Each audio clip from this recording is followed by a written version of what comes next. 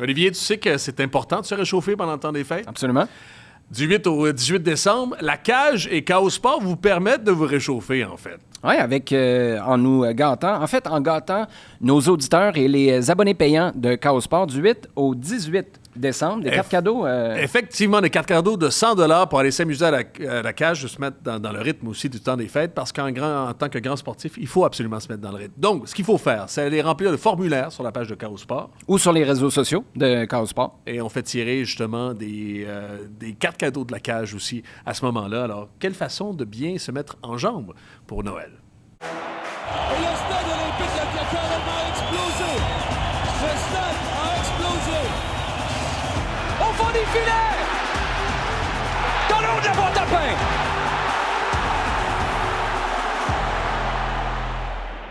Bon, voilà, dernier show avant Noël. Olivier Brett, bonjour. Comment ça va, Frédéric Laure? Oui, descripteur des matchs du CF Montréal sur Apple TV. Par ici, c'est la même chose pour RDS. Voilà. OK, c'est notre party de Noël. Mais hein? Et on a décidé d'inviter du monde. Enfin, mais oui. Vous les aurez peut-être reconnus. Si vous êtes en audio, on va vous les présenter tout de suite. D'accord. On va commencer par Alexandre Panton. Bonjour, M. Panton. Bonjour, messieurs. Merci d'accepter notre invitation. Ton titre officiel, vice-président communication? Vice-président et chef de la direction de l'image de marque et des communications. C'est quoi l'acronyme de ça? Tu sais, mettons quand tu te présentes. VP. VP, puis en anglais, c'est CMO, là. OK. Ouais, c'est ça. Moi, Voilà. ça, c'est toujours plus facile en anglais. Hein? C'est ces affaires-là. Qu'on a Longue bien affaire. connu à BPM, notamment Olivier et moi aussi. Oui. Mais qu'on a bien connu, moi, je t'ai connu à TVA Sport aussi à En l'époque. fait, on s'est tous connus à TVA Sport. C'est vrai? C'est vrai? T'es Ben encore ouais. là? Ben oui. Sauf moi ici. Ouais, non, oui, Non, c'est il y a eu moi qui n'étais pas là, je t'exclus, malheureusement. oui, On désolé. présente Maya Yoshida. Et la quatrième Ouais. voix, c'est presque Maya Yoshida, c'est Jean-François Théotonio, qui est un asio-sympathique. On peut dire ça comme ça, absolument. T'as voyagé Grand beaucoup fan en Asie. du Japon, grand fan de la Corée du Sud aussi. Là. Aujourd'hui, je représente mon Japon que j'aime beaucoup, où j'ai acheté ce chandail-là d'ailleurs, donc me voilà. J'avais plus Mitoma en tête Ouais, de ok. Brighton, mais ça fonctionne aussi, évidemment. Écoute, je voulais faire un lien avec la MLS. Jean-François Oui, absolument. Théotonio, qui de la presse aussi, vous l'aurez reconnu. Et puis, je l'ai dit avant en pré-production, Oli, mais tu sais comment je peux être grincheux. On a fait des blagues aussi sur notre ami Théotonio, qui est une tête fromagée avant d'être vraiment hommagé. Mais cette année, il a fait un sacré travail pour la communauté Tout à soccer fait. cette année. Bravo pour tous les portraits que tu as faits. Merci, très apprécié. Et tu ratisses large dans les communautés québécoises. Yes. J'ai essayé de faire le plus que je pouvais. Oli, commences-tu par peut-être la finale? Ben tu ouais, regardes mais la ça. finale en fin de semaine? Je l'ai-tu regardé? Tu vois, Tu l'as travaillé? T'as pas RDS chez vous? Oui, j'ai chez nous, non. Ok. Veux-tu la vérité? Non, hey, Non, vas-y. oui, oui, Non, je tu veux veux pas la vérité, t'es pas prêt pour ça. Vas-y, commence. Non, parce que je sais que tu as fait des commentaires sur le tirage au sort diffusé à RDS. D'ailleurs, tu as eu des bons mots pour Jean Gounel. Question de Mais le plugger. oui, je distribue... Non, mais je suis Jean- grincheux, mais Jean, c'est une vraie machine. Dans Il est pareil- extraordinaire, avec une solidité, parce que c'est un reportage, les gens ne mesurent pas, mais c'est tough à faire. Ben, Par- c'est par- Parle-en à celui- Wayne Gretzky. celui Ah oui, mais ça... Aïe, aïe, aïe. Caraco. Il était payé en Botox, Gretzky, dans cette... OK, Il non? n'était pas payé du nom, par exemple, parce que comment tu peux scraper 3 noms sur 12 boules que tu prends au total? Il y avait la job difficile de nommer Oui. tous les pays qui doivent encore se qualifier. Donc, c'est sûr que c'était... Mais Hey. tu peux te pratiquer un peu à la Une des base. jokes les plus drôles que j'ai vues sur les médias sociaux, c'est une chance qu'il n'y avait pas le Niger dans tout ça, parce que ça aurait créé un problème. Ça, j'ai pas vu passer. Non, mais tu as raison de souligner d'abord l'ampleur. Hey, on a été en onde 5 heures de temps. Ah, c'était long. C'était interminable, puis je veux pas trop m'étendre là-dessus, là, mais pour moi, c'est une énorme déception. Oublie les affaires de Trump puis tout ça. Ça, je suis pas capable de vivre avec ça dans le sens où je suis pas d'accord, mais je comprends l'aspect politique. Là. C'est pas du tirage de vendredi que la FIFA s'est mise dans le politique. Puis rappelez-vous de ce qui a été mis sur les épaules de Lionel Messi quand il a été meilleur joueur de la Coupe du Monde au Qatar. Ayant dit ça, j'ai l'impression qu'on a fait une opération de dumbing down monstre pour parler à tout le monde qui ne suit pas le soccer de manière générale en espérant qu'eux embarquent dans un bandwagon en vue de l'an prochain, sans considérer que pendant ce temps-là, on allait froisser les gens qui veulent entendre des joueurs, des anciens de l'équipe nationale américaine, que ce soit les gars, que ce soit les filles. Tu sais, t'en as des stars, là. David Beckham, je comprends qu'il y a une finale le lendemain, là, mais il n'y a pas moyen de le mettre sur un jet. Tu sais, il l'a joué, la Coupe du Monde, lui. Bref, de voir que Wayne Gretzky, Shaq, Aaron Judge. Aaron Judge. Moi, j'ai plein de gens qui m'ont dit, c'est qui, lui? Au juste, tu parles à la planète, là. Les World Series, c'est juste aux États-Unis puis au Canada. Là, Et au Japon, c'est pas... Ouais, ils ont été... Non, mais tu sais, je veux dire, tu comptes sur les 200 pays là, qui essaient qui partent au départ quand tu veux te qualifier pour la Coupe du Monde. Bref, moi, j'ai trouvé ça tellement décevant parce que j'ai eu l'impression d'être dans une version 2025 de 93-94 quand tu disais « Eh boy, que c'est Soccer 101 ». Mais il y avait moyen de faire un show... Ben déjà, tu aurais pu faire ça en 15 minutes, le tirage. Là, le tirage en tant que tel. Tu sais, le tirage au sort a duré 15 minutes, mais il y aurait eu moyen de faire un show, mettons, d'une heure, là. Si tu fais un peu de remplissage, mais un peu de performance, t'enlèves ça, t'enlèves le niaisage avec Trump, t'enlèves... tu gardes vraiment juste l'aspect spectacle, puis tu fais un show d'une heure, spec and span, ça aurait déjà été pas mal plus intéressant que là, ça a été long, ça a été interminable. La mise en scène est consternante. C'est ça, c'est terrible. Le goût de tout ça était... T'es une des organisations les plus lucratives au monde, puis tu fais le pire show de télé possible. Hey, t'as claqué combien? Pas de farce, là. Ça coûte quoi? Ça coûte 15? Ça coûte 20 millions? Ce show-là, les gens qu'il faut que tu fasses venir... En même temps, la FIFA n'est pas à scène. Non, mais ce que je veux dire, c'est que 20 millions, puis t'as l'impression que c'est une gang de deuxième année de cégep qui n'ont pas fait de répète. C'était poche. Robbie Williams qui finit sa toune avec Nicole Scherzinger. Là, t'as Heidi Klum et Kevin Hart qui reviennent sur le stage. De toute évidence, quelqu'un devait donner un cue qui n'a pas été donné, ou il y avait un cue que quelqu'un n'a pas pris. Puis là, t'as Robbie Williams qui est en arrière qui fait « So, I suppose we can go now? » Là, Heidi Klum, malaisé, « Well, you can stay. No, it's okay. » Puis il s'en va. Je veux dire... T'entends comme des sons de micro backstage. Puis en tout cas, c'était vraiment... J'ai l'impression qu'on a fait plus de répètes pour notre mariage avec les 10 minutes qu'on a fait à l'église la veille qu'ils l'ont fait pour ce tirage-là. Bref, moi, j'adore le fait qu'Alex Panton, il fait attention en ce moment puis il donne pas trop son opinion. Puis il fait bien parce que je sais pas si la voix du CF Montréal porte par rapport à l'opinion. On va commencer sur un sujet... Parce que l'autre affaire du week-end, c'est cette finale MLS qui est importante aussi. Puis ça sera peut-être à marquer d'une pierre blanche, l'histoire le dira, mais... une bonne finale. Oui, une bonne finale. Puis je peux peut-être commencer là-dessus. L'esprit qu'on avait par rapport à ça, puis j'en ai vu beaucoup à Montréal, les gens disaient Miami, ce sont des bons méchants, en quelque sorte. C'est vraiment une équipe que t'aimes détester. Pour la Ligue, parce que maintenant, t'es dans un club de cette Ligue-là, puis t'es dans une certaine mesure solidaire de cette MLS-là. C'est quoi ton rapport à Miami? Tu le regardes comme un Real Madrid, comme un bon grand frère désagréable, comme quelqu'un qui tire la Ligue vers le haut? Ben, je pense que oui. T'sais, honnêtement, je pense que dans la MLS, les règles sont ce qu'elles sont. Je pense qu'il y a beaucoup de règlements qui avaient été faits aussi pour mettre en valeur justement le développement du soccer à la base, mais les règles sont encore là pour attirer des stars comme ça. Puis je pense, comme tu dis, là, c'est un bon méchant, oui, mais c'est une équipe qui a beaucoup contribué à cette ligue-là puis qui a fait beaucoup d'investissements. Là, fait que... C'est sûr que ça fait rayonner la Ligue. Je trouve que c'est sain pour le narratif d'avoir une équipe que tu veux battre, que tu aimes détester. Et comme tu dis, ça tire tout le monde vers le haut. Les autres équipes qui jouent dans ce créneau-là, si on veut, veulent battre Miami, veulent s'améliorer pour battre Miami. Donc, ça tire le monde vers le haut et c'est bon. C'est bon pour la Ligue.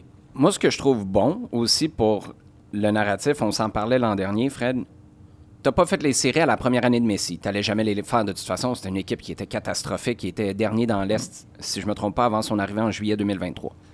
Que tu te plantes au premier tour des séries en 2024, pour moi, c'était extraordinaire aussi, parce que ça envoyait un message à Messi et compagnie. « Hey, tu ramasseras pas ce trophée-là à terre. Là. Va falloir que tu travailles pour. » Avec Jordi Alba qui s'est plaint l'année passée. Des 2-3, ça devrait pas fonctionner comme ça. « Hey, arrête, là. La moitié de l'équipe est des anciens du Barça. T'es pas capable en 3 matchs de passer à travers Atlanta qui est rentré par les barrages puis qui a battu le CF Montréal.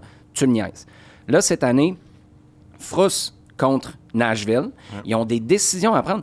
T'as mis Luis Suarez sur le banc, là. Fait que si c'est si facile que ça, puis n'importe qui peut débarquer s'il y a une grande carrière, puis faire la pluie et le beau temps. Tu sais, tu le dis souvent, Fred, Lionel Messi, ceux qui disent « Ouais, mais c'est sûr, là, il marche sur la Ligue. » Trouve-moi un championnat sur lequel Lionel Messi n'a pas marché dans sa carrière. Même la Ligue des champions. Ben, tu sais. Fait que là, de voir que tu te retrouves à la fin, puis que tu es obligé de te battre face à Vancouver, là. Vancouver, il aurait pu aller chercher ce match-là. Si c'était un sport jugé, Vancouver aurait dû gagner. Vancouver a été la meilleure équipe. La meilleure performance sur ce match-là. Mais C'est pareil contre NYCFC, le match d'avant. NYCFC, en début de deuxième mi-temps, face à Miami, ils ont un paquet d'occasions de marquer. Ils marquent pas, puis tu dis, c'est fini. C'est fini parce que Messi et compagnie ne vont pas les rater, ces occasions-là. Non, sur le premier but, excuse, mais c'est Messi qui efface 2 défenseurs. Non, ça n'a pas rapport. Qui trouve une solution de 100%. nulle part aussi. Avec une passe. Ouais. Parce que tu parlais de Jordi Alba puis Luis Suarez. Moi, j'ai aimé voir les émotions de ces joueurs-là à la fin. Tu sais, ça montre que pour eux, c'était important de gagner ce championnat-là, puis ça montre que c'était difficile, que c'était pas facile pour eux de le gagner et de les voir heureux. Je sais que Jordi Alba, c'est sur le dernier match de sa carrière aussi. Donc, il y avait une émotion aussi qu'il sort de sa carrière en tant que champion. Je pense qu'il y avait un peu de ça. Mais j'ai bien aimé les voir être aussi émotifs, de voir la MLS, c'est pas un championnat facile à gagner. Non, mais exact. moi, écoute, c'est sûr que Miami, je comprends le réflexe des gens de dire, bon, OK, Miami, c'est le Real Madrid, on les... Oh, excuse-moi. Bon, c'est parti. Je voulais pas t'interrompre. Mais C'est un complément d'information. Carlsberg, Ouais. probablement la meilleure bière des fêtes. Oui. On encourage le doute sain chez Carlsberg. Ce que j'allais dire, c'est que Ouais. je comprends que Miami, on puisse les haïr aussi, parce que ce sont dans une certaine mesure des dominants ou des gens qui dépensent plus en MLS. Mais j'ai regardé les frères Moss, notamment, puis je me dis, malgré tout, dans cette stratosphère-là, ce sont 2 gars qui on parlait de l'effort qu'ils ont mis pour la Ligue, pas juste pour leur club, mais dans une certaine mesure pour la Ligue.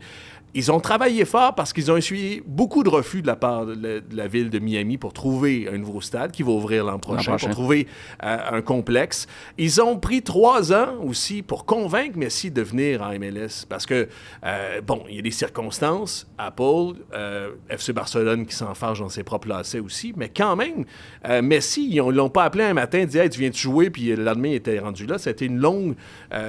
ils ont flirté longtemps avec Messi. Ils ont dépensé beaucoup. Ils tordent le bras. Ça aussi, on peut être des 2 côtés, positif et négatif. Ils tordent le bras à la MLS avec leur masse salariale, avec la façon de dépenser, les règles. Parce que là, il y a 4 joueurs désignés sur le terrain. En passant même, Mais certains diront plus. En prêt. Oui, c'est ça. Ouais. Mais non, mais en même temps, le gars doit arriver à la Ligue en disant « Hey, mon gars, je t'amène de la qualité, je t'amène du pouvoir, je t'amène de l'attraction, je travaille fort, je dépense, je mets mon argent où ma bouche est, en anglais. » M'aiderais-tu? Je pense qu'il y a un give and take de la part de la Ligue qui est est-ce que c'est fair, est-ce que c'est pas fair, est-ce que... On peut le discuter, mais mon point, c'est ça, c'est qu'ils ont quand même les masses dans les circonstances, dans un marché important pour la MLS, travaillé fort. Une chance que Valérie Plante, c'est pas la mairesse de Miami. Une chance. J'avais quelque chose à dire avant que tu dises ça, fait que je vais juste faire semblant que ce dernier bout-là n'a pas été dit. Mais Alex, je suis curieux de t'entendre, toi, sur... parce que je sais que toute chose business du sport t'intéresse, ou business tout court. L'histoire de David Beckham, c'est quand même incroyable, là, parce qu'il débarque, tu sais, puis Fred, ça appuie tes propos. Quand c'est Mass, mais Beckham aussi, qui débarque dans le bureau de Don Garber, au sens propre ou figuré, puis dit, tu sais, dans le temps là, où ça chialait pour les règles qui ont été ajustées pour moi et mon LA Galaxy, les regrettez-vous en ce moment, ces décisions-là que vous avez prises pour ouvrir la voie à une manière différente de faire, puis là, tranquillement, les autres suivent le pas? Je sais que ça peut avoir des répercussions pour un club comme le CF Montréal qui ne dépense pas à la hauteur de Miami. Ça contrecarre un peu l'idée... Ben, ça contrecarre pas. Ça met en lumière encore plus à quel point Toronto, mes paroles, pas les tiennes, gère ses affaires tout croche, parce que là, tu vois ce que tu peux faire en mettant du cash puis en travaillant comme il faut. Mais Beckham, de son arrivée, la règle de joueur désigné, la nature de son deal, on lui donne une option sur une franchise qu'il prend par la suite, puis il fait pas juste la prendre, dire « gérez-moi ça, moi je sac mon camp ». Il est là, activement impliqué dans le processus, dans le recrutement. Tu sens que ça vibre au rythme de David Beckham aussi. C'est quand même, d'un point de vue business, sport, marketing, communication, écoute, c'est un 100%. Vraiment, puis je pense que David Beckham il a pris la mesure de l'impact qu'il peut lui avoir sur personnellement, sur un projet puis un produit. Puis je pense qu'il avait à ce point confiance en lui quand il est venu à MLS comme joueur pour dire OK, je vais avoir un impact sur cette ligue-là. Puis au départ, la valeur des franchises était ce qu'elle était là, dans MLS quand lui est arrivé, mais d'avoir gelé cette valeur-là au moment que lui allait pouvoir lever l'option là-dessus, je pense que c'était ça le coup de génie. Puis après ça, de prendre une franchise qui, après ça, tout est relatif en termes des valeurs des franchises, mais lui, il n'a pas dit « Ah, je vais me prendre la franchise, puis elle vaut dans la moyenne de la Ligue. » Il a dit « Non, moi, je vais aller créer probablement la franchise qui va valoir le plus cher. » Fait l'impact que lui a eu, la manière qu'il a tout géré ça, je pense que c'est vraiment un 100%. Là, As-tu vu le documentaire sur Victoria? Ouais. Sur Victoria? Non, j'ai vu sur lui, mais pas sur Victoria. Parce que, non, Ouais. mais j'ai vu les deux, là, puis c'est fascinant. Dans celui de Victoria Beckham, tu vois à quel point les tables ont été... Tu sais, je porte mon chandail des fêtes de Manchester United de l'époque de Beckham des années 90. Là. Lui, il était rien à côté. Il était gros dans le monde du soccer anglais, mais à l'échelle des Spice Girls, il était rien. Il venait se cacher aux États-Unis. Là. Puis là, écoute, Ouais, c'est ça. ben oui, absolument. Puis d'ailleurs, quand ça brûle des effigies de Beckham en 98, si je me trompe pas, il était même venu ici parce que les Spice Girls étaient de passage à l'époque au Québec. Là où je veux en venir, c'est que des années plus tard, c'est lui qui subventionne Victoria Beckham, sa ligne de vêtements, puis c'est lui qui a presque la vision, le côté entrepreneurship.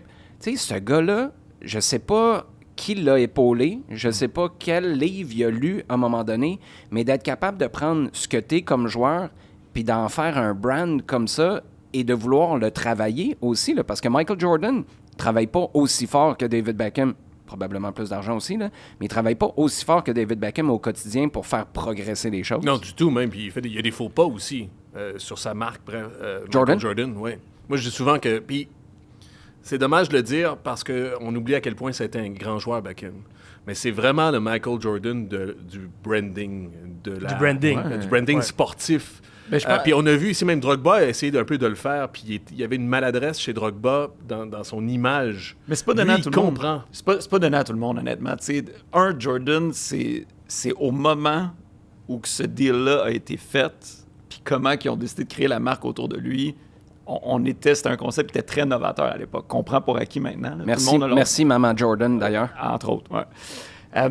Pour Beckham, je pense qu'il l'a amené à un autre niveau aussi. C'était pas juste de créer une marque, parce que dans les faits, tu n'associes pas Beckham à une marque, un logo sur un chandail. Tu sais, Mais il y en a eu un, mais tu as raison, il a même évolué, il est devenu plus gros que ça par la suite. Exactement. Puis là, après ça, c'est l'homme d'affaires, je pense, qui a pris le dessus sur tout ça. Moi, non, c'est ça, c'est un super beau parcours, puis c'est vraiment intéressant. Mais comment, est-ce que je Ouais. passe, mais Beckham, ce qu'il incarne le plus, quand je dis que c'est le Michael Jordan, c'est la finale 2013, dernière finale de MLS qu'il joue puis qu'il gagne. Rappelez-vous, il y a un penalty qui est donné, puis c'est pas lui qui le prend ultimement, c'est Landon Donovan. Mais lui, dans sa... Je ne sais pas à quel point c'est une conscience ou c'est juste un instinct.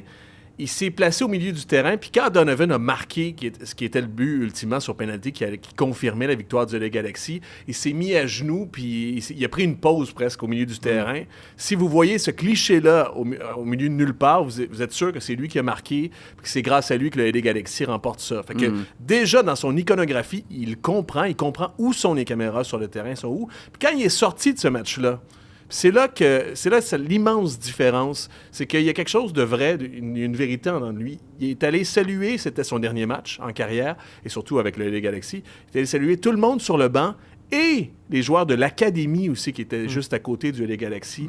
Il a serré la main à tout le monde, puis il s'est pas dit « Ah, il faut que je le fasse parce que ça va être bon pour mon brand ». Je pense qu'il c'était un amoureux franc du sport, un amoureux vrai, puis c'est ça qui rajoute, comparé à plein d'autres sportifs qui font des œuvres de charité un peu pour ajouter, pour embellir leur marque. Lui, spontanément, il est allé serrer la main à tous les jeunes. Je pense que ça incarne son extraordinaire force de branding. J'ai une question pour toi, Alex. Tu sais, Miami, les fans sont agacés parce que historiquement, ils ont toujours un peu joué avec les règles. Il y avait le fiasco Blaise Matuidi avant l'époque actuelle de Messi.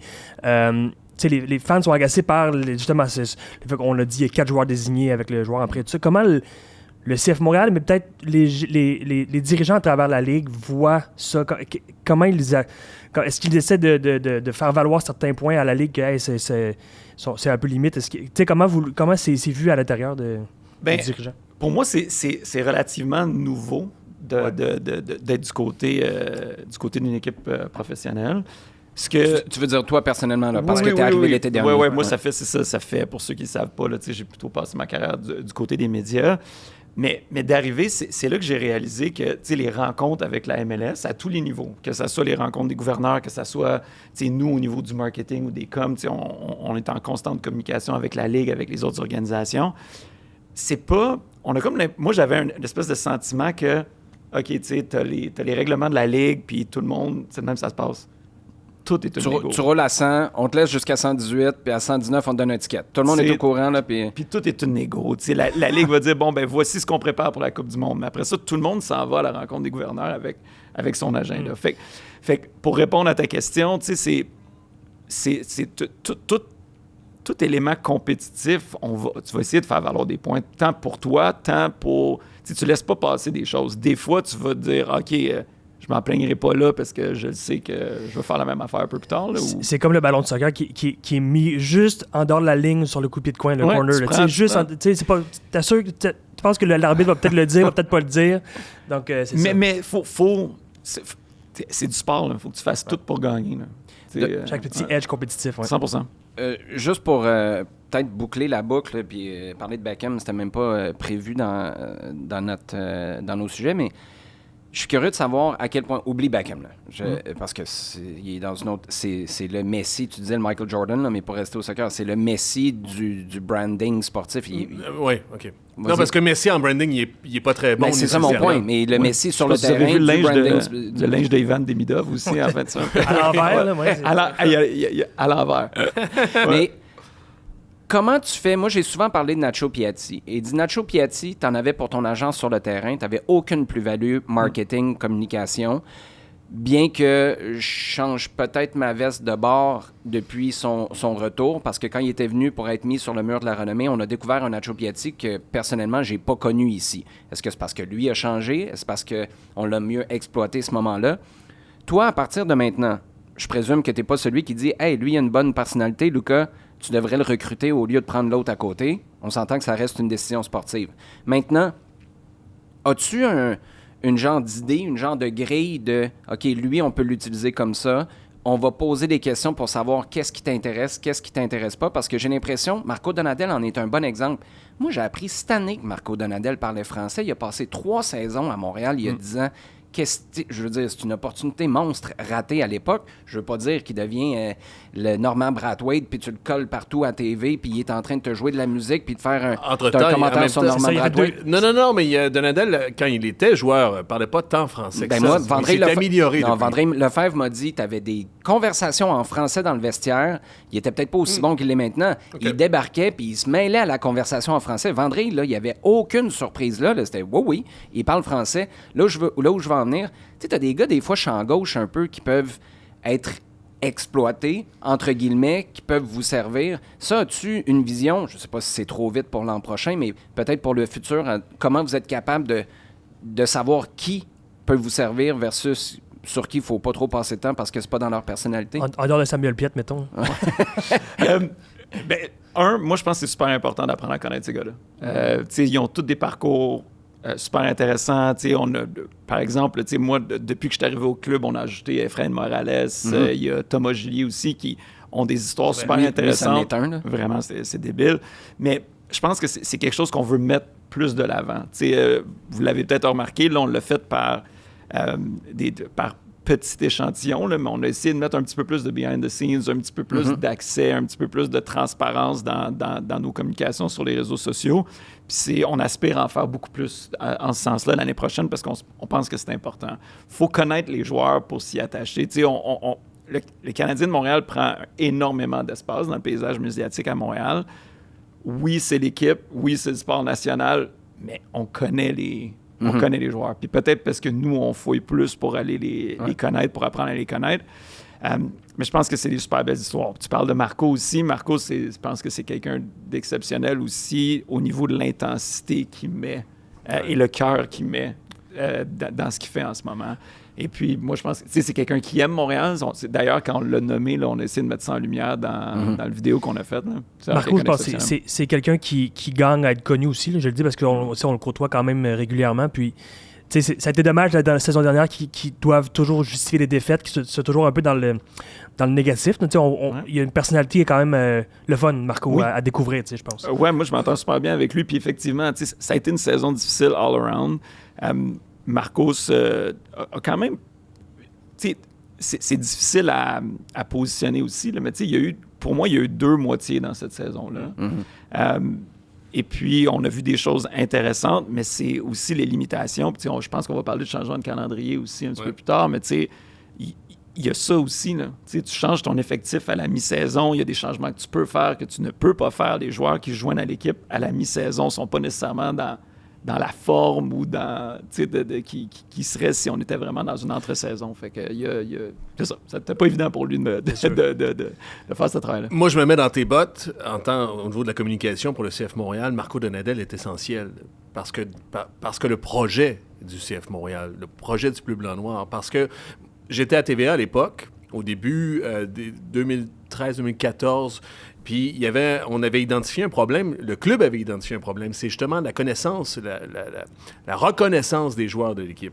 Puis on avait dit, il faut les faire connaître plus. Les gens connaissent Patrice Bernier, les gens connaissent Samuel Piette, mais sinon, ils ont de la misère à nommer le grand public, j'entends, 2 ou 3 joueurs. Fait, ce qu'on avait fait, mais c'est ça, qu'on c'était avait... parce qu'ils jouaient avec des full face dans le temps. Oui, c'est ça. Pour ça, il y avait de la misère à les c'est la vieille Ligue C'est nationale. On avait identifié les 5 joueurs, les 5 meilleurs joueurs, du moins 5 figures du CF Montréal qu'on voulait mettre de l'avant. On dit, on va les prendre toujours en entrevue à la mi-temps, on va les prendre pre-game, on va parler d'eux, on va essayer de faire nos avant-matchs dans une fonction où on va parler de leur influence sur la rencontre puis sur leur influence sur le club aussi. L'année d'après, les 5 étaient partis, mis à part peut-être Patrice Bernier. Là, j'exagère. C'est une question de circonstancielle. À l'époque, il y avait des portes tournantes pour d'autres raisons.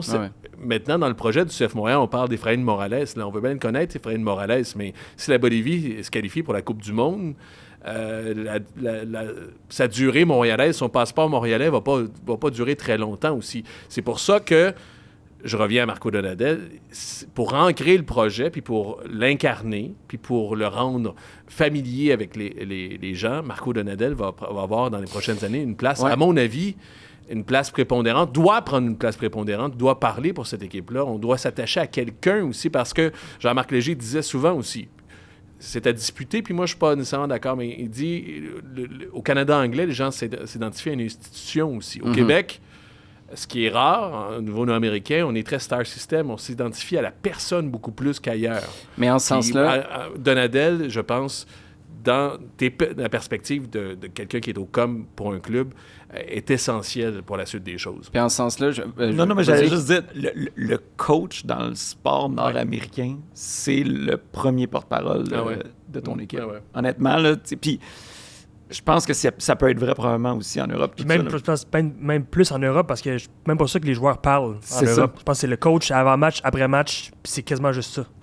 Ça, c'est une autre chose aussi. C'est que faire des coms dans la MLS, tout le monde est habitué à la manière de fonctionner d'où ils viennent. Et donc, ça, c'est quelque chose auquel on doit s'adapter, mais c'est quelque chose aussi qu'on veut faire. Justement, j'en ai parlé avec Marco, puis dès le camp d'entraînement, nous, on va passer un petit peu plus de temps avec les joueurs, justement, pour dire, hey, voici comment ça fonctionne, voici le paysage médiatique ici, puis pour certains, voici comment fonctionne la ville, pourquoi on parle français ici, tu débarques ici, voici l'histoire du club aussi, ça va être vraiment important. Juste avant de passer aux Whitecaps de Vancouver, parce qu'il n'y a pas juste Miami qui joue dans cette finale-là, raccrocher ça en terminant à l'aspect sportif, parce que ce que tu dis, Fred, t'as raison, mais t'as surtout raison basé sur comment l'effectif est construit depuis quelques années. Mais là, je sais pas si c'est toi, Alex, je pense que c'est Luca qui en a parlé.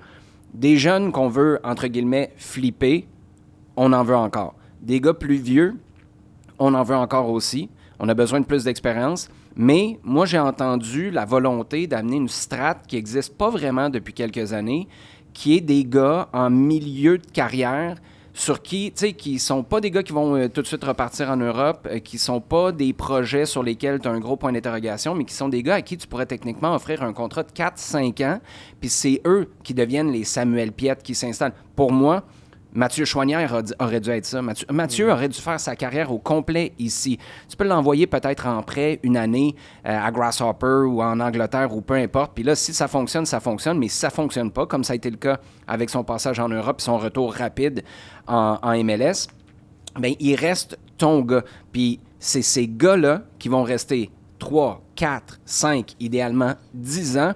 eux vont être capables d'en enlever sur le dos des épaules d'un coach qui, tôt ou tard, va finir par partir anyway. Assurément, ça te prend des interlocuteurs. OK, parce qu'on veut changer de sujet, mais il me reste 2 affaires pour ça. Vas-y. Premièrement, on parle de disponibilité. Tu parlais de Piatti, le rôle du joueur désigné, d'avoir un rôle de porte-parole, du moins un rôle marketing. Messi n'a pas un gros rôle marketing, puis il est poche là-dedans. Par contre, ce que je trouvais intéressant, je vais juste faire ce commentaire-là, c'est qu'avec son nouveau contrat, il y a de l'équité, hein, il va être propriétaire. Puis la première entrevue qu'il a donnée depuis, il a parlé comme un propriétaire. Il a dit « Hey, cette ligue-là... » Ouvrez la bourse. Ouais, on est mieux de dépenser. Il parle déjà... Je trouve ça intéressant dans sa communication. Hein? Ça n'a pas été long, mais en fait, il parlait pas avant, puis quand il parle, il a parlé comme un propriétaire. Je suis pas certain que tout le monde était content. Non, ouais, c'est ça. Exactement. Non, parce que Don Garber, inversement, Don Garber a dit que justement, cette structure salariale était bénéfique à la Ligue. Il a donc pas contredit, mais a juste dit en passant... Non, prends ton gaz égal. Capotez pas, on va continuer à gérer nos dépenses puis gérer notre croissance aussi, ce qui est responsable de la part du commissaire. Ça, c'est un, je voulais dire. L'autre affaire, puis c'est peut-être pour Alex, je me disais...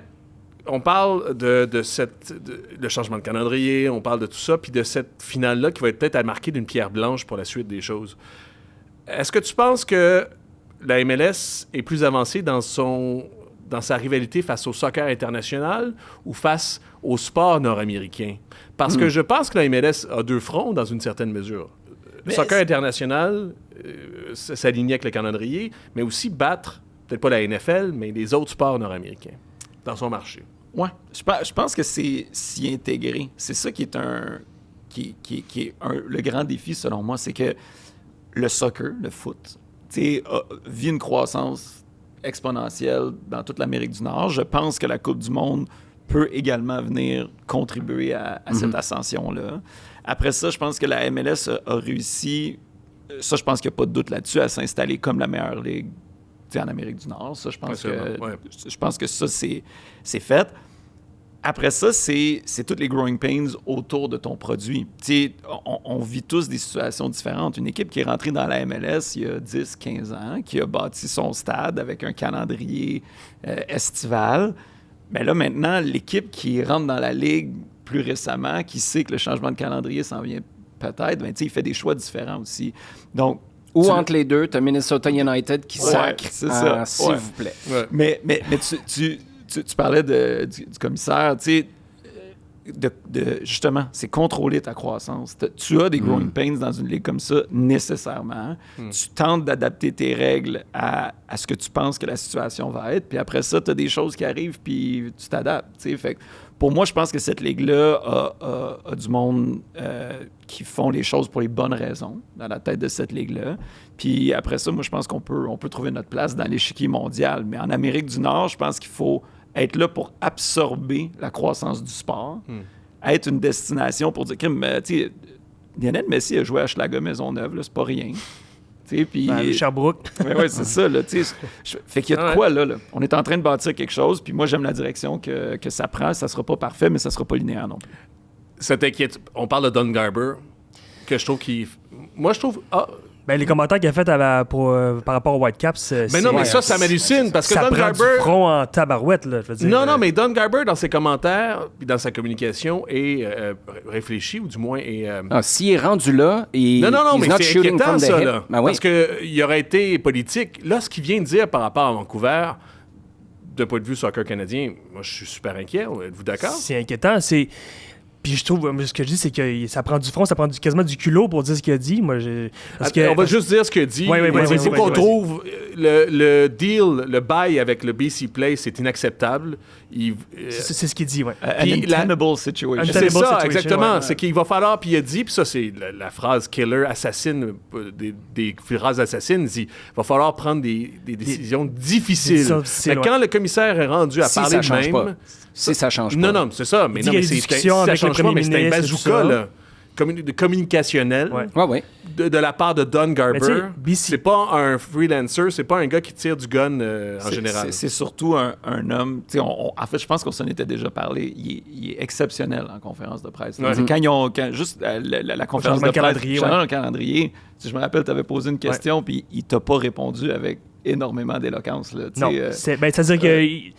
Sa réponse, il y avait quand même un aspect intéressant dans celle-ci, mais c'était quand même... C'était quoi la question? Hein? C'était quoi déjà? Faut que je me remette dans... Je me rappelle juste du sentiment que j'avais eu, mais j'avais posé la question par rapport au marché nordique, les acquis qu'on avait réussi à... Oui, est-ce que les marchés nordiques est-ce qu'il y a fait des demandes? Est-ce que vous avez répondu à leurs demandes un peu dans le changement de calendrier? Et il avait répondu vaguement un peu. Tout en disant que c'était des conversations qu'on a eues justement derrière des portes closes, puis qu'on veut pas rentrer là-dedans, mais que si on présente ça aujourd'hui, c'est qu'on est un front commun. Là, c'est ça. Mais que la Ligue fait un front commun. Mais tu dis négociation, parce que tu arrives à la table, puis tu as beau dire, je suis Minnesota, on va prendre pour pas trop incarner Montréal, là, mais Minnesota arrive et dit, hey, moi j'ai mis 20 millions dans mon stade. Je viens juste. Nouveau stade, ouais, mais t'as les Jorge Mas après ça qui fait dire, oh ouais, t'as peut-être mis 20 millions dans ton stade, mais moi je viens de payer un stade 200 millions, j'ai amené Messi dans la ligue, fait que là, puis moi je vais changer mon calendrier. Si t'es Don Garber, qui tu protèges, qui a plus de pouls. Ben, tu fais ta job de commissaire, tu fédères ton monde, c'est that's your job. Tu cherches l'unanimité, mais il y a des forces de part et d'autre. C'est pour ça que j'ai toujours dit, il y a un front pro, il y a un front sudiste. Il n'y a pas tant de fronts nordistes, je pense. Quelques-uns, mais pour revenir au BC Place, je comprends qu'il y a des ajustements à faire. Je pense que le synthétique est un des pires en MLS, mais le BC Place a accueilli 3 concerts de Taylor Swift l'année dernière. Il va accueillir des matchs de Coupe du Monde l'année prochaine, mais c'est pas assez bon pour non, mais ça, c'est le bout la MLS. Bizarre, parce que moi, que tu parles du bail, c'est une chose. Mais là où ça a dérapé un peu, puis j'ai pas compris à quel point il était aussi catégorique, c'est quand il sous-entend que le BC Place, en tant que tel, là, oublie la nature du deal, est pas adéquat pour la MLS ou est pas adéquat. Là, il m'a manqué un bout. Là. Je comprends que tu veuilles, pour ceux qui sont pas allés, là, tu marches pour y aller, les services pour te rendre en transport en commun, c'est top. Après, le stade en tant que tel, moi, je pense que quand ils l'ont retapé, les bâches qu'ils mettent en haut, le bâche, c'est pas le bon mot, t'es pas en train de mettre quelque chose... Les toiles, merci. J'ai l'air de diverniser mon barbecue pour l'hiver, là, mais avec des belles bâches bleues. Mais... Bâche? Balk. T'es-tu allé voir ton concert de barbecue, mettons? T'es-tu allé voir ton concert de Balk? Mais c'était super bon. Ouais. Sébastien Balk. Mais ça, c'est le bout où je me suis dit, boy, attends, là c'est parti à l'ouest. Attends, mais il faut faire... c'est important de faire quelques distinctions là-dedans. Là. C'est pour ça que t'es là. Ouais, OK, c'est ça. Mais, merci. Non, mais je dois parler de sport en général. Ouais.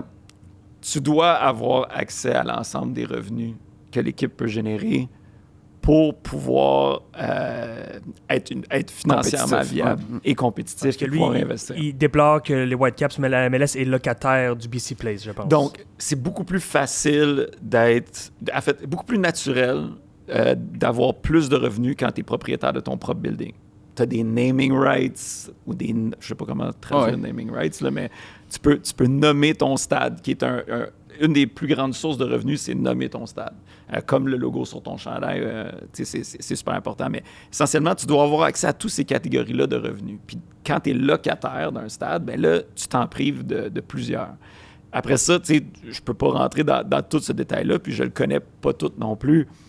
Qui garde l'argent des concessions? Qui garde l'argent de la commandite? Qui garde l'argent de... Si tu n'as pas la nomenclature du stade, si tu vas voir là, dans les analyses de Forbes, de Sportico, le naming rights, c'est plus souvent qu'autrement ta plus grosse source de revenus ou en termes de commandite. Donc, je pense que à ce point-là, je pense que le commissaire faisait plus référence à cette situation-là que le stade en lui-même. Je pense que le commissaire est un partisan des soccer-specific stadiums, comme il dit, parce que le soccer-specific stadium, c'est la marque pour dire que la MLS fonctionne. On a bâti un stade pour un club. Et la Ligue aussi répète constamment, ils l'ont dit quand ils sont venus ici rencontrer les candidats à la mairie pendant les élections, tu dois avoir le support de ta ville, de ta province, de ton pays pour avoir du succès dans cette ligue-là. Puis je pense qu'il martèle. Donc, c'est très congru, ces messages. Ouais. Mais c'est parce que c'est ça. Parce que là, devient un truc, puis c'est ce qu'on... Avec l'ancienne administration, ça devenait idéologique, mais dans la réalité, présentement, au niveau, notamment aux États-Unis, il y a un support fort de la part des institutions. Il y a combien de personnes, puis dans tout sport confondu, qui se sont fait construire un stade aux frais, en partie des populations aussi. Prends Jeffrey Loria aussi, il a fait ça comme 3 fois, probablement. D'ailleurs, quand on a entendu l'avion une éternité à Cincinnati, Oui.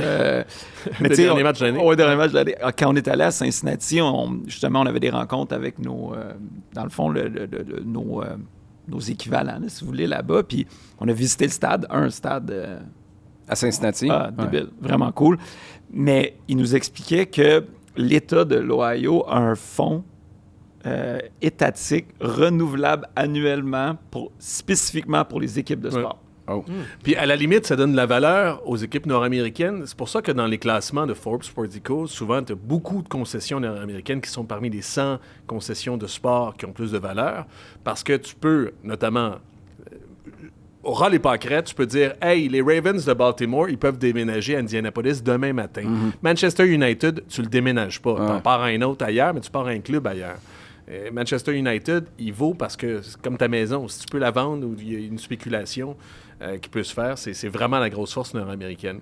Moi, j'ai une petite question parce oui. que tu as soulevé ça il y a très longtemps, les naming rights de stade. Ah ouais. Faut qu'on demande à qui, mettons, pour savoir c'est quand le renouvellement du Stade Saputo? C'est mon collègue Eric qui s'occupe des revenus. On va appeler Eric, on va l'inviter. Parce que c'est intéressant de savoir ça vaut combien, qui est dans la course avec Saputo, ça représente Est-ce qu'il y a quelqu'un d'autre dans la course avec Saputo? Je sais pas, je pose la question. Mais, on la posera à M. Nadeau. Dans le même optique, parce qu'on parle de Vancouver, là, est-ce que... Moi, ce qui m'inquiète de l'extérieur, le dollar, à quel point le dollar canadien... Parce que souvent, on se dit, bon, qui va reprendre? On cherche des investisseurs à Vancouver. Ouais. Puis moi, je regarde, de Montréal, je regarde beaucoup. J'ai hâte de voir ce qui va se passer. On cherche des investisseurs. On veut des investisseurs qui restent. Est-ce qu'on veut du moins qui vont garder l'équipe là-bas? Est-ce qu'il y a des Vancouverois, qui ont les poches profondes puis qui ont intérêt à prendre ça? Est-ce que, exemple, des Qataris ou des fonds ailleurs, est-ce que c'est rentable ou est-ce que c'est intéressant pour eux? Moi, si j'étais un fonds d'investissement ou un fonds d'investissement en sport, je prendrais ça puis je déménagerais ça aux États-Unis. Oui. Déjà, juste à cause de la valeur du dollar. C'est difficile en ce moment, dans la réalité qu'on est économique nord-américaine, de faire du cash, je ne sais pas comment l'exprimer, mais d'être compétitif, autant à NBA qu'en MLB. J'ai pas la réponse à ta question à savoir qui pourrait. Le seul qui me vient en tête, c'est Ryan Reynolds, mais on ne sait pas si ça l'intéresse pour vrai. Mais cette saison-là des Whitecaps ne pouvait pas mieux tomber dans le contexte. Ben oui. La finale, la belle performance, les matchs de Coupe du Monde qui s'en viennent l'année prochaine. Et je trouve que ce serait, bien évidemment, pour plein de raisons, ce serait très Les dommage. partisans ont embarqué, ouais. ont embarqué aussi. Ils étaient là, ouais, ils ont rempli les stades et tout ça. Il y en avait beaucoup à la finale aussi. Il y a comme 20 000, non pas 20 000. Top, hein? Ouais. Il y avait beaucoup Non, il y avait une de partisans des grosse Whitecaps, section hein? des Fun. Whitecaps. Puis je présume qu'ils ont facilité ça. Là. Tu t'achètes pas des billets à la pièce dans le milieu des sections de Miami. Mais honnêtement, j'ai vu ça en début de reportage. On montrait le match à RDS. Je suis tombé en bas de ma chaise. T'as raison, ils ont vraiment répondu présent. Puis, mais l'histoire du soccer au Canada est beaucoup passée par Vancouver dans l'histoire. Tu sais, les joueurs de 1986, là, l'équipe canadienne, étaient majoritairement basés à Vancouver. Ouais, mais il y a d'autres raisons aussi. Hein? Oui, mais tu sais, je veux dire... Leur recrutement, leur liste était faite depuis 78. Oui, ben c'est ça, mais je veux dire... Ils ont pris la même pour 86, ils ne sont pas badrés tant que ça. C'est ça, ils ont juste pris un peu les joueurs qu'il y avait là. C'est chiant. Mais, Salut à John Nimaris, d'ailleurs. Oui, c'est ça, mais il n'y a pas de quartier général du soccer au Canada comme mettons, Clairefontaine en France. Mais longtemps, ça a été à Vancouver que ça se passait. Tu sais, John Herman, Bev Priestman, ils vivaient là. Donc, il faut vraiment que... Ça s'en vient, ça, le QG du soccer canadien. Mais je pense que, à ton point, là, je pense que pour tenir une équipe de la MLS au Canada ou une équipe professionnelle dans les sports majeurs nord-américains, ça prend un propriétaire local dévoué. Ouais. Je pense que ça passe par là. Parce qu'il y a une partie de passion qui passe aussi. T'as pas le choix, là. Ouais. T'as pas le choix. Puis, tu sais, nous, les propriétaires sont jamais cachés pour dire qu'ils perdaient de l'argent dans cette aventure-là. Mais, ultimement, il y a un désir d'avoir une équipe de la MLS à Montréal. Est-ce qu'on est prêt pour 2026? Qui est prêt? C'est ça la question. Est-ce que, prenons le marché montréalais, québécois. Est-ce qu'on est... Puis la MLS aussi, parce qu'on en fait partie. Est-ce que, à ton sens, Jean-François Théotonio, on est prêt pour 2026? Parce qu'on parle de la Coupe du Monde comme la manne, comme le moment qui va justement qui va être un point tournant dans l'histoire du soccer. Est-ce qu'on est prêt pour 2026? Moi, personnellement, je suis prêt. Je suis prêt pour... j'ai très hâte à cette année-là. As-tu tes dates? Tu vas couvrir? Je vais couvrir sur le terrain. Je ne sais pas jusqu'à quand, décembre, mais je vais certainement couvrir l'équipe canadienne sur le terrain dans cette Coupe du Monde. À savoir si le reste de la population l'est, je pense que oui. Je pense que... Il y a des projets qui se font. Tu sais, on était nous trois, on était à Soccer IQ il y a 2 semaines. Tu sais, c'est les gens qui organisent ça, puis il y a des gens qui essaient de faire des événements autour de la Coupe du Monde pour faire vivre un peu Montréal à travers ça. Moi, j'ai hâte de voir les communautés qui vont se lever pour des matchs Maroc-Haïti, Maroc-Brésil. Ça risque potentiellement Canada-Italie aussi. Là. Non, mais c'est ça. Non, mais honnêtement, ça, là, par rapport à 94 où la France n'était pas là, l'Angleterre était pas là. Le Canada était pas là. Là, c'est fou, là. Si l'Italie se qualifie, puis là, les fans de la Bosnie, de l'Irlande du Nord, Pays de Galles vont tous nous envoyer promener, là, puis je les comprends, je ferais la même affaire si tu me parlais du Danemark, puis dans l'autre groupe. Mais si l'Italie se qualifie, il n'y a pas de grosse communauté qui est pas représentée. Haïti, fans du Brésil, ils sont là. France, Angleterre. T'as le Canada qui Attends, la plus grosse immigration et au Québec, est chinoise à ce moment-ci aussi, par contre. Ouais, mais là, t'es-tu sérieux, là? Oui. Ben, hey, tu vas en être fair. En ce moment. Ouais, non, mais on parle de diaspora. Il n'y a pas de grande communauté.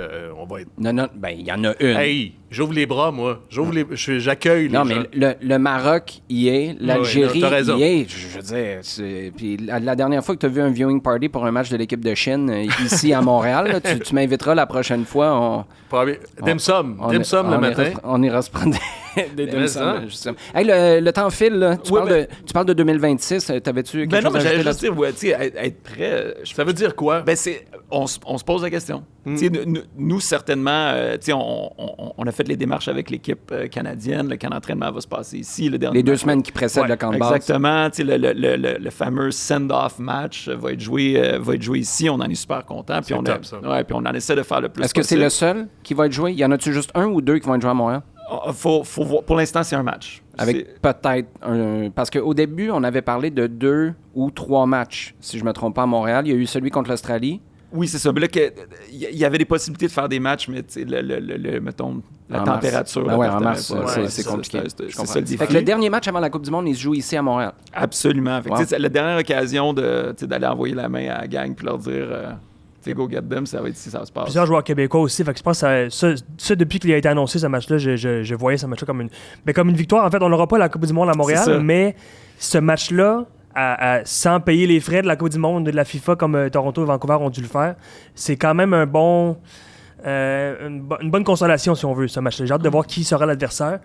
Je sais pas pour vous, là, mais moi, mon algorithme sur les réseaux sociaux, il a su que j'avais des jeunes enfants. Là, je sais pas comment. Mais il m'envoie des affaires de profiter du moment. Non, mais c'est ça. Non, ça. Mais surtout, là, j'ai plein de vidéos émotives de comme profites-en. C'est des beaux moments. Reporte pas les choses à plus tard. Moi, la Coupe du Monde 2026, là? Non, là, je suis appelé de mes enfants. Mais je transpose ça justement à la Coupe du Monde. Elle reviendra probablement pas au Canada. Avant 10-15 ans, plus. Au Canada, ouais. Faut profiter de ce moment-là pour essayer d'en faire le plus possible. On sait pas, est-ce que les gens, ce que la MLS souhaite, ce que nous souhaitons également, c'est que cette proximité-là, avec cette qualité de jeu-là, on trouve le moyen d'amener des gens vers notre ligue. C'est un défi pour nous de faire cette corrélation-là. Mais on y travaille fort. Mais dans la structure, en fait, qu'est-ce que c'est? Puis on en a longuement puis souvent parlé ici. De quoi va avoir l'air la MLS en 2027, c'est-à-dire l'année d'après la Coupe du Monde? Premièrement, il y a des nouveaux stades dans des marchés importants. Chicago, Miami puis New York aussi. Ça, déjà, pour l'attrait de la Ligue visuellement puis sportivement, c'est intéressant. Mais comparé à 94, ce qui est rassurant pour les amateurs que nous sommes, ou du moins les gens qui travaillent en périphérie, c'est qu'on a la structure, je pense, pour harnacher ce feeling-là. Parce que l'idée, c'est qu'au mois d'août 2026, au mois de septembre 2026, quand les gens vont dire « Hey, tabarnouche, c'était-tu le fun? » Il me semble que j'en verrai d'autres soccer, j'en reprendrai, je continuerai à en prendre. On a un système de vente, un système de billets de saison, un système marketing. Il y a moyen de les remettre d'en face des gens, de dire « Hey, t'as aimé ça? Viens. » Il y a Maxime Crépeau qui va jouer, qui était là à la Coupe du Monde. Il y a Messi qui était probablement là, qui vient au mois d'août aussi. Efrain Morales. Oui, c'est ça, exactement. Fait qu'on a la structure pour récupérer ça. Est-ce qu'on l'a assez fait? Est-ce qu'on a assez... Il y a cette question, est-ce qu'on est prêt? Ben, on ne sera jamais assez prêt. Moi, depuis mon arrivée avec le club, on a des discussions avec la Ligue, avec les autres équipes pour justement profiter de... Pas profiter, là, c'est peut-être pas le bon terme, là, mais de saisir ce moment-là. Cette semaine-là, on est à Toronto avec les autres équipes canadiennes pour justement parler de la Coupe du Monde, pour faire des plans, justement... en fait, discuter de nos plans respectifs pour voir c'est quoi les best practices partout pour justement profiter de cette occasion-là. Nous, d'ailleurs, on va jouer un match contre Toronto techniquement avant la finale. C'est le premier match de retour. Ouais, c'est ça, exactement. Ça, c'est pas mal, ça. Le premier match de retour de la Coupe du Monde, c'est la rivalité Toronto-Montréal. L'idée derrière tout ça, c'est pendant cette frénésie-là pour le soccer, d'essayer de venir mettre une belle rivalité, un bon match ici à Montréal. On va espérer que la Bolivie ne se rende pas encore de finale aussi, si jamais. Un des défis pour le CF Montréal, puis c'est un beau défi, c'est un beau objectif à atteindre, c'est d'avoir des joueurs. Tu sais, on sait les Coupes du Monde, il y a toujours des joueurs qui sortent du lot. Tu sais, mettons, en 2014, James Rodriguez a été ce joueur-là qu'on a tous découvert et qui a eu un grand transfert au Real Madrid. Puis je pense qu'il n'a jamais eu atteint le niveau qu'il avait pendant cette Coupe du Monde 2014-là. C'est peut-être débattable, là, mais donc le défi serait pour le CF Montréal de recruter des joueurs qui sont moins connus, mais qui pourraient se faire découvrir dans cette Coupe du Monde-là et s'embarquer dans cette philosophie-là. Donc, je pense que être prêt, on peut être prêt de différentes manières. Moi, j'ai dit que j'étais prêt, je peux partir demain matin si on veut pour la Coupe du Monde, mais pour les clubs, il va falloir que les clubs s'orientent vers ça aussi en termes de recrutement. Moi, je voulais juste, parce qu'on va devoir libérer monsieur le vice-président bientôt, on parle de 2026. Il y a une décision, je pense, majeure dans le petit écosystème qui est le Stade Saputo, mais un écosystème... tu sais, tu as le biodôme à côté, là, qui est pas... c'est pas le pied carré du Stade olympique, mais quand tu regardes avec un microscope, il s'en passe des affaires au biodôme. Le Stade Saputo, j'ai l'impression que c'est un peu le même genre d'écosystème. Comment vous en venez à cette décision-là de regrouper les supporters du même côté? Je sais qu'il y a plusieurs années, ça avait été discuté. Moi, à la base, j'étais un fan strictement pour l'ambiance parce que je trouvais que le club, à l'époque, puis j'y étais, là, puis j'ai participé à des discussions où je disais, donnons que ce soit aussi basique qu'une feuille de papier avec les chants à tout le monde qui rentre pendant une saison. Puis là, ne serait-ce que par accident, les gens vont mieux connaître les chants. T'en as un illuminé qui va se lever dans sa section à l'autre bout des ultras à l'époque, puis qui va commencer à chanter. Les gens vont l'écouter. Tu sais, dans les stades en Europe, c'est comme ça que ça fonctionne. Là. Quand t'as un touriste qui débarque, il est allé voir sur YouTube pour connaître les chants avant, ou il écoute, puis il dit, il va revenir dans 20 minutes, ce chant-là, puis je suis prêt. Là, je l'ai à moitié appris. C'est la raison pour laquelle j'aimais avoir des supporters des deux côtés. Là, on est peut-être rendu ailleurs, surtout avec le changement de calendrier qui doit amener une complexité. Je suis même pas capable de prendre l'ampleur de ça en termes de billets, d'organisation du stade. Vous en arrivez comment, la décision de faire ça? Comment c'est reçu? Je sais pas si tu étais dans ce meeting-là. Je sais qu'il y avait des joueurs, il y avait des représentants de la direction. Puis, comment c'est accueilli par les supporters? Il y avait une couple de questions là-dedans. Là. Oui. Fait que la première, c'est ça. Fait que j'ai été impliqué dans la réflexion. J'ai aussi été impliqué dans la préparation. J'étais pas présent dans la rencontre. C'est Hassoun Camara qui était là, Pat Leduc qui était là aussi. Il y avait d'autres personnes de la direction aussi du CF Montréal qui étaient là. Et oui, Thomas Julier, Sam Piat étaient présents dans cette rencontre-là. Fait que ça a été fait la semaine dernière. Fait que ça, c'est le premier bout. Après ça, comment qu'on en est venu là? Tu sais, il y a un objectif dans tout ça, c'est d'avoir la meilleure expérience possible pour tout le monde dans le stade. Puis, tu sais, je pense qu'on veut aider les groupes de supporters à grandir, à fleurir, et puis on veut offrir plusieurs avantages à cette gang-là aussi. Tu sais, on parle d'une entrée dédiée, on parle d'un bar rénové. Donc, de commencer à offrir... C'est quoi une entrée dédiée? C'est strictement pour eux? Mais, Où il y a un accès privilégié, tout le monde se tasse puis il rentre. Exact. C'est d'avoir des gardes de sécurité qui sont habitués à eux qui rentrent. Donc, qui rentrent avec des articles qui n'ont pas nécessairement, que d'autres partisans n'ont peut-être pas nécessairement accès. Des privilèges. Exactement, ils ont des privilèges. Donc là aussi, on veut leur donner des endroits pour produire, pour entreposer aussi des matériels. T'sais, après ça, dans qu'est-ce qu'on propose et qu'est-ce qu'ils désirent avoir, ça c'est un échange qu'il faut avoir. Mais essentiellement, créer un environnement qui est propice à faire croître ces groupes-là en ayant à le faire aux 2 endroits, c'est un petit peu plus challengeant. On avait aussi cette particularité-là, pas qu'il y a eu tant de débordements, mais c'est une particularité, d'avoir 2 sections qui sont complètement à l'opposé, dont l'une qui est quand même proche de la section des supporters de l'équipe adverse. Il y avait beaucoup de casse-tête au niveau de la logistique. Mais le défi, c'est quoi? C'est la sécurité? C'est la sécurité. Oui, c'est la sécurité. Puis il y a eu des confrontations, il y a eu des incidents. Mais bref, je ne mets pas ça sur le dos des groupes de partisans non plus, nécessairement. Non, la proximité, n'importe quel sport, n'importe quel, ça va finir par arriver. Donc, l'objectif, c'est de créer un environnement qui va être propice à voir ces groupes-là fleurir. Honnêtement, c'est ça l'idée. Puis ça nous paraissait beaucoup plus logique de le faire d'une manière de rassembler, si vous voulez. Puis je pense que aussi pour l'ambiance. Puis même les joueurs nous mentionnaient que... de les avoir quand on embarque sur le terrain, de sentir ce mur-là qui est Parce que plus pour les gens qui nous écoutent, qui ne le sauraient peut-être pas, vous les rassemblez du côté de la sortie, de l'entrée et de la sortie des joueurs, là, du côté exactement, du donc stade qui se veut le côté ouest du stade. Ouais. T'as touché à beaucoup de c'est sports. important, excuse-moi, Ouais, moi je vais juste dire dans tout ça, moi du communiquer, puis peut-être que je prends pas...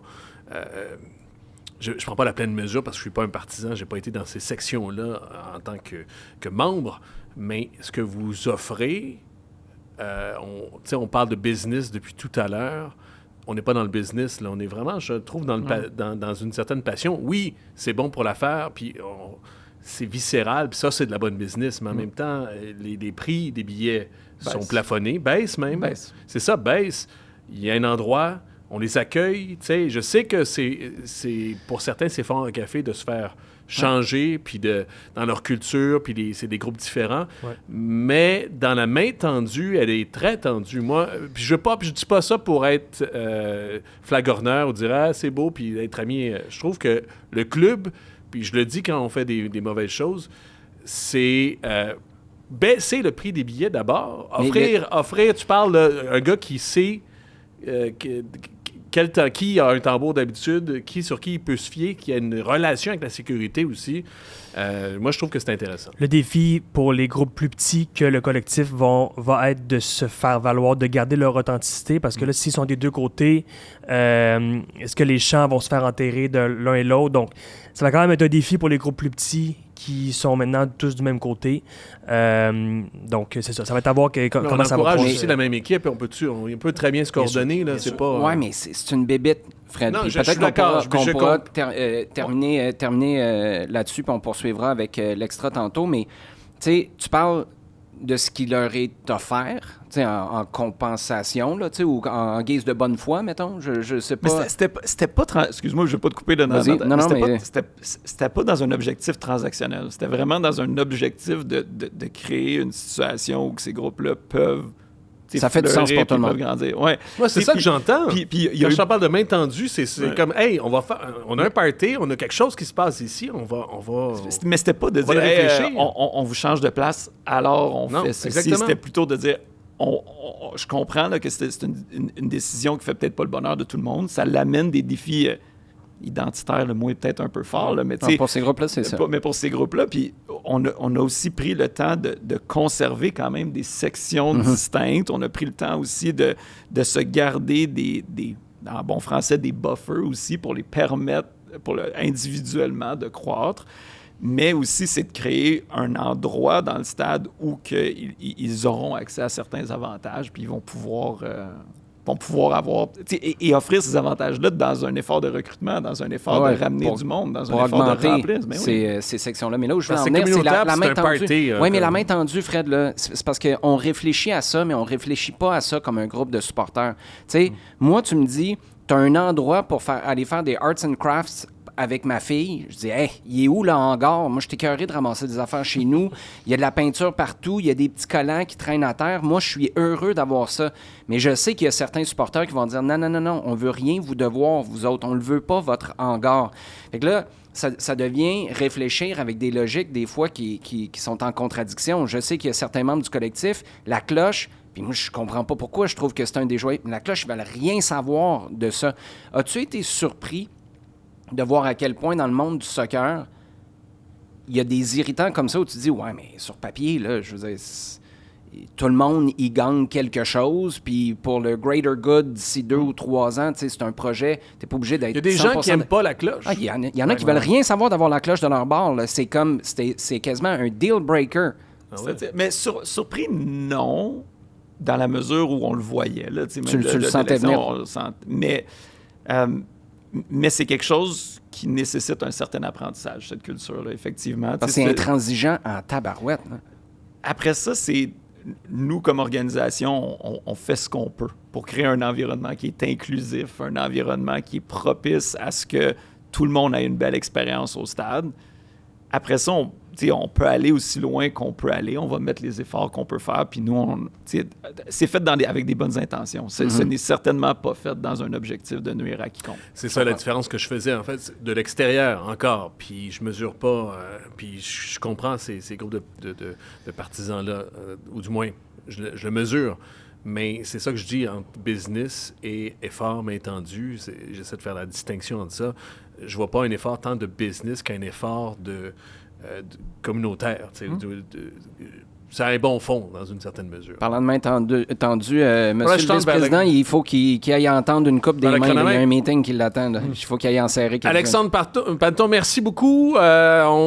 Écoute, tout le meilleur pour 2026. Merci à vous aussi. On te voit dans tes prochaines... dans le bye-bye. En spectacle. Oui, c'est ça. C'est ma dernière apparition.